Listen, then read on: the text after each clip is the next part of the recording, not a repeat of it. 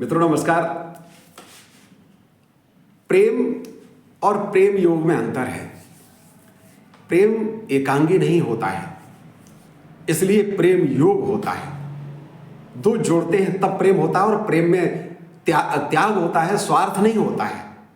मैंने राजस्थान के मारवाड़ी भाषा के दो दोहे पढ़े थे, और प्रेम का इससे अच्छा उदाहरण मैंने तो नहीं पढ़ा। आप तक पहुंचाने की इच्छा हुई इसलिए पहुंचा रहा हूं।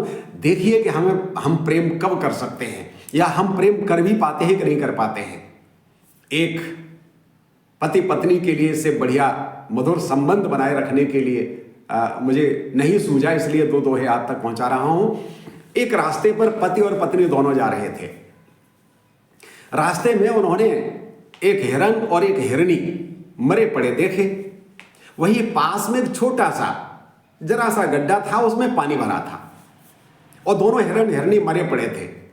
तो पत्नी ने पति से पूछा, खड़िया न दीख्या पारधी लग्या न दीख्या बाण। यहां कोई बहेलिया भी खड़ा हुआ नहीं है, और इनमें मारने वाला नहीं है, और इनमें बाण भी लगा नहीं दिख रहा है। फिर पूछती है, खड़िया न दीख्या पारधी लग्या न दीख्या बाण, तब कहो किस विध हे पिया इनने तज्या प्राण। फिर इन्होंने प्राण कैसे त्याग दिए।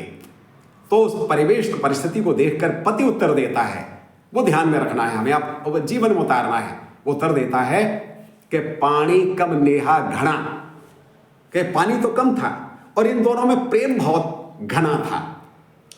पानी कम नेहा घना ऐसी प्रीत सुजान, तू पी करत ही इनने तज्या प्राण। ये होता है प्रेम। दोनों पानी नहीं पी पाए, नहीं तुम पियो। यही राधा और कृष्ण के बीच का प्रेम है मित्रों, जिसके लिए तत्सुखी भावना का शब्द दिया गया है वल्लभाचार्य जी महाराज के द्वारा। कि तत्सुखी, राधा ये चाहती है कि कृष्ण सुखी रहें, कृष्ण ये चाहते हैं कि राधा सुखी रहें। दोनों ही त्यागी हैं, इसलिए दोनों ही में प्रेम है, और दोनों स्वार्थी भी नहीं है।